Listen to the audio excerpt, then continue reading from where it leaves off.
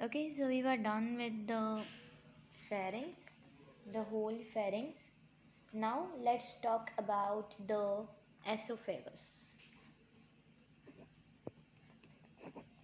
Esophagus in digestive system. Okay, so we will be learning in detail.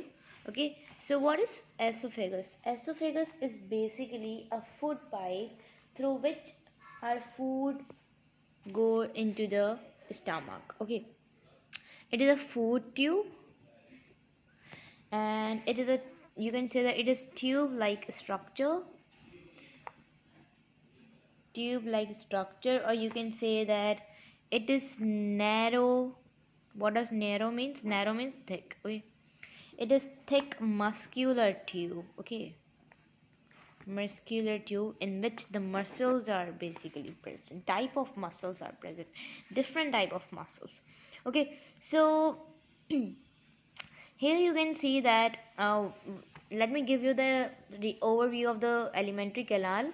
So if you're talking about the alimentary canal, okay, so alimentary canal basically starts from mouth, from oral cavity. Okay, but if you're talking about the alimentary canal, or you can say that, but the tube of an alimentary canal is basically start from the esophagus. Okay, so the esophagus basically creating a passage for the food, passage for the food, or you can say this is the food pipe. Okay, the passage from the food, and this is mid between the pharynx.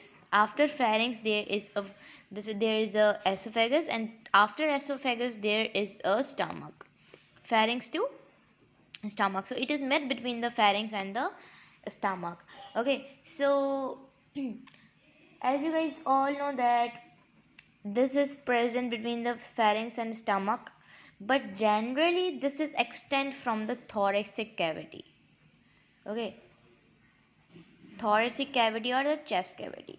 Okay, but if you're talking about the anatomically, okay, if you're talking about the anatomically, so it is present lower side of cricoid cartilage. This is a cartilage. This is present at the lower side of the cricoid cartilage. Okay, if you're talking about the size in adults, if you're talking about in adults, the size of the esophagus is 25 centimeter to 40 centimeter, and if you're talking about the width, so this is the 2 centimeter. Okay, so it is present in the, you can say, the thoracic cavity, or and up into the abdominal cavity, as you guys all know. Okay, okay, so it is present at the back side of the trachea. For example, this is in front, this is trachea. Okay, so this is a trachea, for example, and it is present at the back side of the esophagus. Okay, and if you're talking about the, you can say that vertebrae, so we are having the vertebral column. Starting we are having 7 cervical vertebrae. Okay, and thoracic we are having the 12. If you're talking about the lumbar, we are having 5 vertebrae, and if you're talking about the sacrum, so they are having 5. If you're talking about the okay, if you're talking about this, so this is the 4. Okay, this is the 4 uh 4 vertebrae. Okay, so total there are 33 vertebrae in the vertebral column. Okay, so esophagus starts from, this is basically start from the second last of C6, second last of C6, and you can say that it ends with the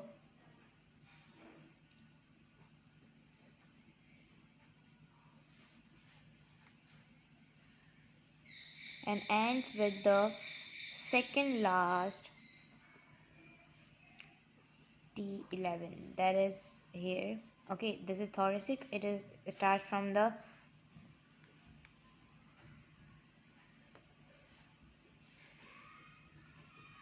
and it is end with 11.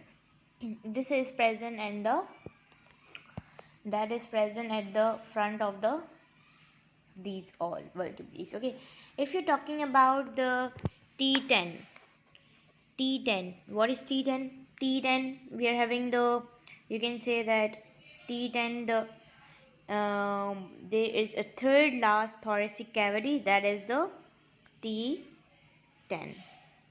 Okay, T10 is the third last thoracic cavity or thoracic cavity, not thoracic vertebrae. Okay, so at the T10 vertebrae there is diaphragm. Okay, there is a diaphragm, and if you're saying that the esophagus connect with the diaphragm at the T10 or third last thoracic vertebrae. Here you can see that if there is a you can say that there is the canal. Okay, and here you can see that this is the diaphragm. Okay, diaphragm is here, and here you can see that there is the stomach is present. The stomach is present, and here you can see that this is the T10. You can see the vertebrae, and here the diaphragm is present, and this is our stomach. And T11 is last, as you guys all know. Okay, T11 is the last. Okay, so if you're talking about this, so there is a sphincters are present at the esophagus. So there are two sphincters. There's two sphincters. Sphincter means there is a cap-like structure, and number one is the upper sphincter and the lower sphincter. First of all, let's talk about the upper sphincter. So upper sphincter is basically present at the mid between the pharynx and esophagus. It is present in the mid between the pharynx and the esophagus. What is pharynx? From where the food and air passes, and here this is only esophagus is only the food pipe. Okay, and the second point is that is controlled by the nervous system, that is parasympathetic and the synthetic and the parasympathetic. Okay, nervous system, first one is the synthetic and second is the parasympathetic.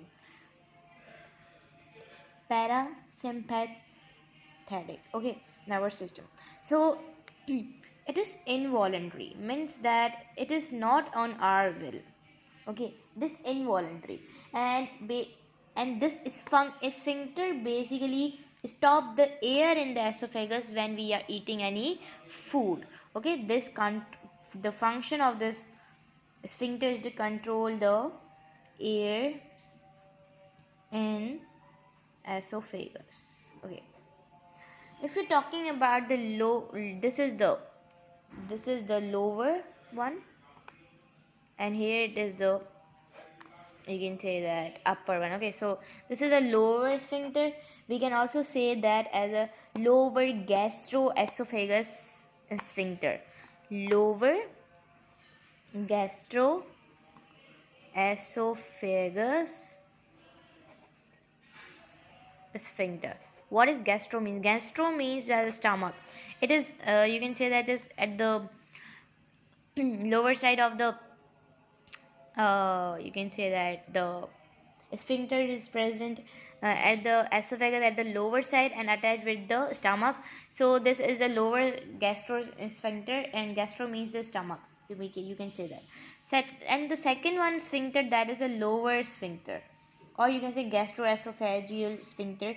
So what's the function of this? This is that when the food moves toward the stomach through the esophagus, they will get relaxed. They will get relaxed when the food moves into the stomach.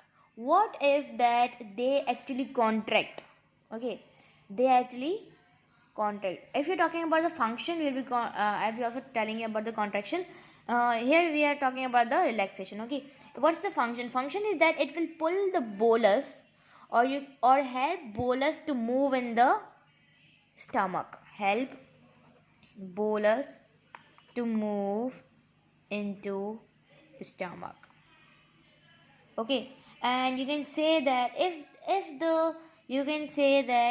this lower sphincter moves upward or in the opposite direction, it get you can say that contract it. If it get contract, so there is the gastroacidic